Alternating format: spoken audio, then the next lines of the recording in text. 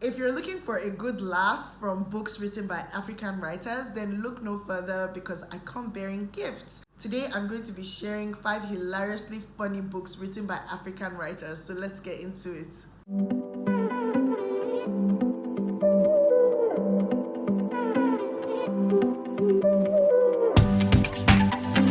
Guys, welcome back to my YouTube channel. It's Rachel here. As always, hit that subscribe button so you never miss a thing. Like this video so that it is fair to other viewers as well.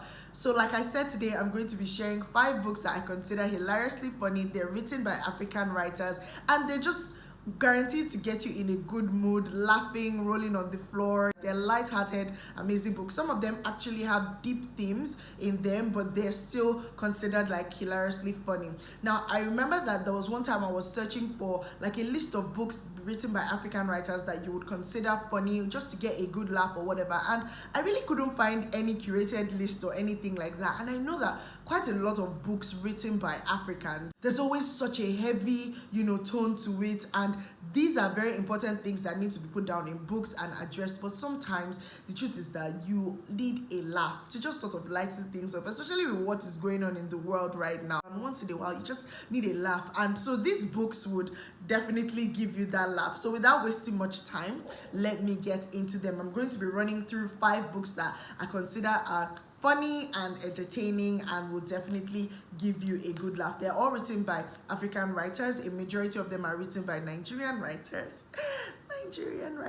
Yeah, I love Nigerian writers. And so you can check them out, get them from your local bookstore or get them on Amazon. The first one that I'm going to be talking about or recommending is Trevor Noah's Born a Crime. Yes, I am such a huge fan of Trevor Noah and I'm so excited to be recommending this book. This book, as in, like, it's so funny. Let me just read out a quote. Somebody said, a terrific book. His comedy is so universal that it has the power to transcend borders. And that was said by Bill Gates. Trevor Noah is so funny. Like, it's not just the stand-up comedy, it's the way he writes this book. And you guys, I hear that the audiobook is actually even way better because you get to hear everything being said in his voice and you get to feel it's almost like a stage performance. So if you can get your hands on the audiobook, please get your hands on the audiobook. Let me just read out the synopsis of this book.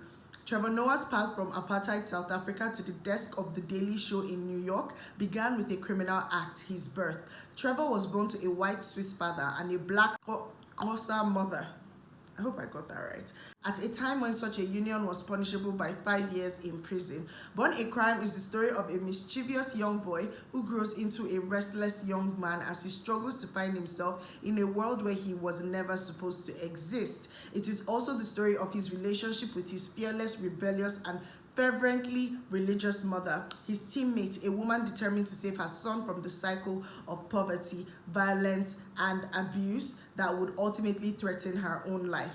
The 18 personal essays collected here are by turns hilarious, dramatic, and deeply affecting. Whether being thrown from a moving car during an attempted kidnapping or simply trying to survive the life and death pitfalls of dating in high school, Trevor illuminates his world with an incisive wit and an unflinching honesty.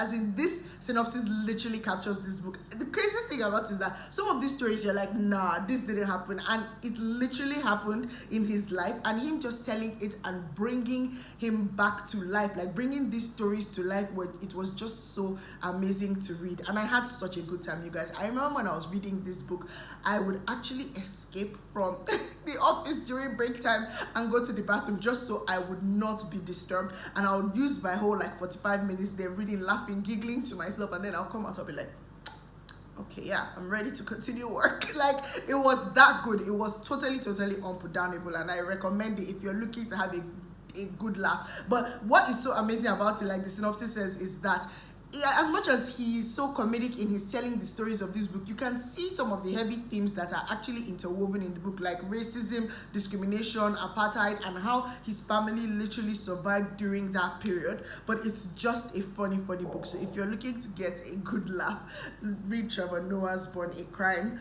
and Other Stories. My next recommendation is Becoming Nigerian, a guide by Nathan John. You guys, the first time I read this book, I laughed. I think that I laughed so loud that I'm so convinced that my neighbors think that I'm crazy at this point. They're like, oh, that crazy woman, no problem. Because it was so funny, especially if you are Nigerian. Like the shades that were thrown, the tables that were shaking, like it was just so interesting. Like I just remember some of these things that this guy literally put down in this book, and they're so true, they're so up. But the satire was mad. He executed it in such a good way. Like even if you're not even Nigerian, I promise you, you will find it very, very funny. So it's Becoming Nigerian, a guide by Nathan John. In Becoming Nigerian, a guide, Nathan John provides an affecting, unrestrained, and satirical guide to the Nigerians you will meet at home and abroad, or on your way to hell and to heaven. It is a searing look at how power is performed, negotiated, and abused in private and in public, in politics, business, religious institutions, and in homes. From the exploration of religious hypocrisy to inequality in matters of the heart, the collection is a jab at Nigerian society and what it means to be a Nigerian. Beyond poking fun at the holders of power, it is a summons, a provocation, and a call for introspection among all levels of society. As is often said in Nigeria, when you point with one finger, there are four others pointing back at you. This engrossing read is a must-have for Nigerians on how to move beyond shame and arrogance, and for non-Nigerians, a uniquely informative guide on how to accept their awe and envy of Nigerians. It is an invitation for everyone to embrace and rejoice in their inner Nigerian. Here is your definitive guide to becoming Nigerian. Awesome. Like you guys should totally. So this book, let me just read out some of the things in the chapters, right? So this book covers things like on the spiritual aspect, how to worship the Nigerian God, how to be a pastor, how to fly private to the glory of God. That's like to fly private jets. And then things like how to show love, how to own a slave, how to conduct a meeting, how to be a car owner, how to be a Nigerian writer, how to be a lawyer, how to be a police officer, how to be a first lady, how to get foreign friends, and so many other things, like even travel advice for Nigerians and non-Nigerians who are coming to Nigeria. It is an absolutely funny read, and I had such a good time reading this book. Like I literally laughed and could relate to a lot of the things that were written in this book. So if you're looking for a good laugh, you should pick it up. My next recommendation is The Mechanics of ENQUIRIES, written by Michael Afenife. Vanessa is with my hard copy, but you see why I don't give people my hard copy. Vanessa, just bring back my book. Thank you very much. God bless you. I love you so much, but bring back my book.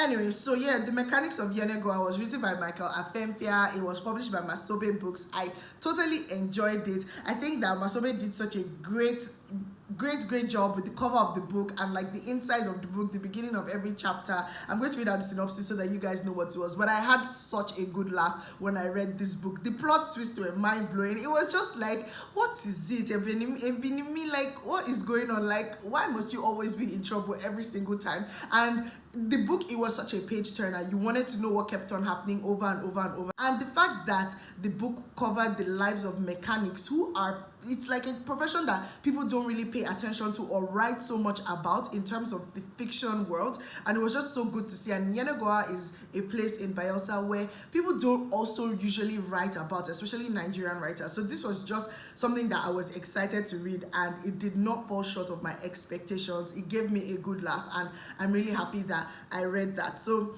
Ebinimi, star mechanic of Kalakala Street, is a man with a hapless knack for getting in and out of trouble. Some of his troubles are self-inflicted, like his recurring entanglements in love triangles and his unauthorized joyriding of a customer's car, which sets off a chain of dire events involving drugs, crooked politicians, and assassins. Other troubles are caused by the panorama of characters in his life, like his sister and her dysfunctional domestic situation, the 3 other mechanics he employs, and the money-loving preacher who has all but taken over his home.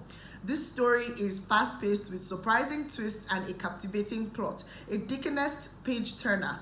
This is a Vietnamese story, but it is about a lot more than him. It is an exploration of the dynamics between working class people as they undertake a colorful tour of ENQUIRIES, one of Nigeria's lesser known cities, while using humor, sex, and music as coping mechanisms for the everyday struggle. It is a modern classic tale of small lives navigating a big city. And I totally agree. Like, I put up a book review on this book after I read it. I even did a reading vlog for you guys to see my reaction while I was reading the book, and it was so interesting. I'm going to leave the link up there so that you can click on that and watch. And I think it was definitely spoiler free because I did not want to give away any of the plot twists and things that made me gasp and just laugh. I'm like, you know what, this guy, I'm totally done with him. But it was such a lovely reading experience, and I thought that Michael Afenife did a great job with this book. My next recommendation is I Do Not Come to You by Chance, written by Adalbi Trisha Nwaubani. I also did a book review on this book. This book was also published by Masobe Books, and I actually liked it. The thing about this book is that the humor and the comedy is so subtle. Like, you need to actually have a good sense of humor to get the way Adalbi Trisha wrote Kingsley's character. Like, there were just subtle jabs at humor and comedy that I actually found very interesting in it, and the whole substance of the book is actually very funny. I'm going to read out the synopsis of the book. As first son and graduate, Kingsley Ibe has a lot of responsibilities resting on his skinny shoulders. But times are bad in Nigeria and life is hard. Unable to find work, Kingsley cannot take on the duty of training his younger siblings, nor can he provide his parents with financial peace in their retirement. And then there is Ola, his girlfriend, the sugar in Kingsley's tea. It does not seem to matter that he loves her deeply. He cannot afford her bride price. But when Kingsley's father falls sick, he becomes desperate to live up to his responsibilities. So he travels to Aba to his wealthy uncle, Cash Daddy. Under the avuncular wing of Cash Daddy, Kingsley is catapulted into the fast money world of email scamming, where he discovers a profitable talent for persuasive storytelling.